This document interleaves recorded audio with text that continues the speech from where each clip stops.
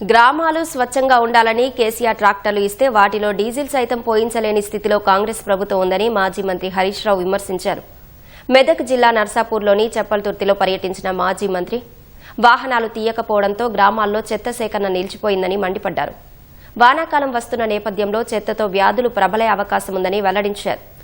ముఖ్యమంత్రి హైదరాబాద్ నుంచి ఢిల్లీకి తిరిగేందుకు, మంత్రులు హెలికాప్టర్లో తిరిగేందుకు డబ్బులున్నాయి కానీ పంచాయతీ ట్రాక్టర్లలో డీజిల్ పోసేందుకు లేవా అని దుయ్యబట్టారు. పంచాయతీ కార్యదర్శులు అప్పులు తెచ్చి గ్రామాల్లో పనులు చేయిస్తున్నారని, బిల్లులు రాక అవస్థలు పడుతున్నారని మండిపడ్డారు. కేసీఆర్ ట్రాక్టర్ కొని పెట్టిండు, వెకాల డీజిల్ పోసి నడిపించే తెలివి లేదా మీకు? ఇంకా ఆయిల్ మార్చే తెలివి లేదా మీకు? ఇది ఏం గవర్నమెంట్ అని మేము అడుగుతా ఉన్నాం. ఇవాళ ప్రజలు గమనిస్తా ఉన్నారు, పల్లెలన్నీ ఆగమైపోయిన పరిస్థితి ఉంది. ఏ పథకం కూడా కొనేళ్తలేదు. గ్యాస్ సిలిండర్ పైసలు పడక 3 నెలలు అయిపోయాయి. అన్ని ఆగమాగం, అంతా సగం సగం. మార్పు మార్పు అన్నారు. ఏం మార్పు? కేసీఆర్ ఆనవాళ్లు లేకుండా చేస్తా అంటాడు. ఏం ఆనవాళ్లు లేకుండా చేస్తావు? ట్రాక్టర్ మూలక పెడతావా? ఇదా నువ్వు చేసే పని? ఇదేనా ప్రజలకు నువ్వు చేసే సేవ? ఏం చెప్పినావు నువ్వు అన్నాడు.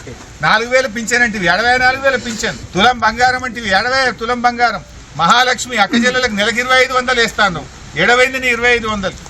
పాపం సఫాయి కార్మికులు పొద్దున్న దాకా పనిచేస్తారు, గాల జీతం కూడా పడకని పరిస్థితి ఏర్పడేది.